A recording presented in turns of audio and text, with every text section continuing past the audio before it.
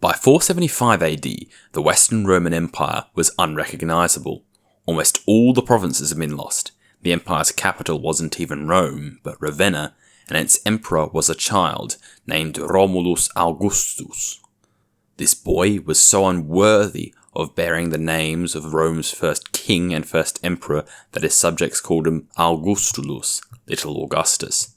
But how did this boy come to power, and what happened to him? Romulus owed the throne to his father, Orestes, a Roman citizen born in the province of Pannonia. After Pannonia fell to the Huns, he had served under Attila, until eventually returning to the Western Roman Empire and climbing the ranks of the military all the way to becoming Magister Militum, or Master of the Soldiers. When the Western Emperor, Julius Nepos, gave him command of an army to campaign into Gaul, he had a better idea: depose the emperor and replace him with his son. Julius Nepos fled to Dalmatia, where he continued to claim the throne until being assassinated in 480 AD. It might seem strange that Orestes didn't declare himself emperor, but if the history of the Western Roman Empire shows anything, it's that real power was held by those behind the throne, not by those on it. Orestes could be more directly involved in governance and, critically, the army, while having no worries about succession, as his son was already emperor. But this situation was precarious. The barbarian foederati in the army demanded to be granted land to settle on, but the Romans had run out of land to give away. All that was left was the inviolable Italian heartland, and giving that to barbarians would win Orestes no friends in the Senate. The irony of all this is that the north of Italy, where the barbarians wanted to settle, had once been so-called barbarian land anyway. In the days of the Republic, it had been the province of Cisalpine Gaul, literally Gaul on this side of the Alps. You're probably thinking that if the army gave Orestes his power, surely it could take it away too. However, Orestes thought that military coups were things that happened to other people, so he refused their demands. As it turned out, he was wrong, and the Romans finished things off with a tradition dating back to the days of their republic: civil war. The revolting army was led by Odoacer, one of its barbarian officers. Orestes' few loyal troops were crushed at Placentia, and Orestes was killed. With no opposition remaining, Odoacer marched on Ravenna. On the 4th of September 476 AD, Odoacer deposed Romulus Augustulus and appointed no successor, leaving the powerless throne of the so-called empire empty. For the first time since Theodosius had split the empire between his two sons, there would be only one emperor of the Romans, and it would remain that way for another 1,000 years, until the conquest of Constantinople by the Ottoman Empire in 1453. But what happened to Romulus? All our sources agree that Odoacer spared the boy. 2.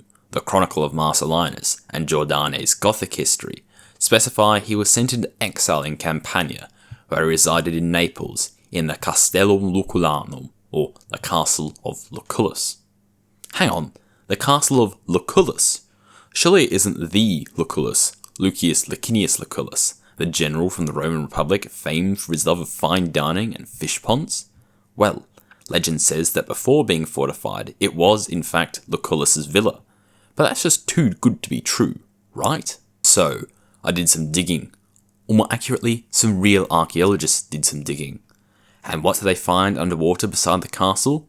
Roman fish tanks dated to the 1st century BC. So, it was a Roman villa. And we know, thanks to Pliny the Elder and Plutarch, that Lucullus had villas in Naples. The site even matches their descriptions of being surrounded by water and near a mountain. While we may never know for certain if it was truly his villa, it looks promising. It was built at the right time, in the right city, with the right features. Back to Romulus. From this point onwards, Romulus faded from history. In the late 5th century, his fortress became a monastery, housing the remains of Saint Severinus. Our trail picks up again in the early 6th century, somewhere between 507 and 511 AD, when Theodoric, the Ostrogothic king of Italy, sent a letter to someone named Romulus, telling him that whatever the patrician Liberius decided to allocate to you and your mother from our administration, per the deed, ought to stand firm on its own. We cannot know whether this really was the deposed emperor, but it seems quite likely. Firstly, Romulus was addressed with no titles. The letter was just headed Romulo Theodoricus Rex, King Theodoric to Romulus. This is very uncommon in the corpus of Theodoric's letters, as preserved by his quaestor Cassiodorus. The king would have little business communicating with private citizens, unless of course there were former emperors in exile. Secondly, Theodoric was confirming some sort of grant.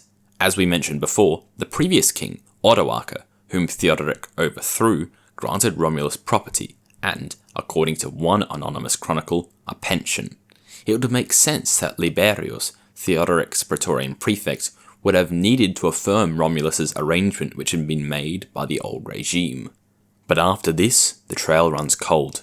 Romulus would have remained throughout his life just as he had been as emperor, irrelevant.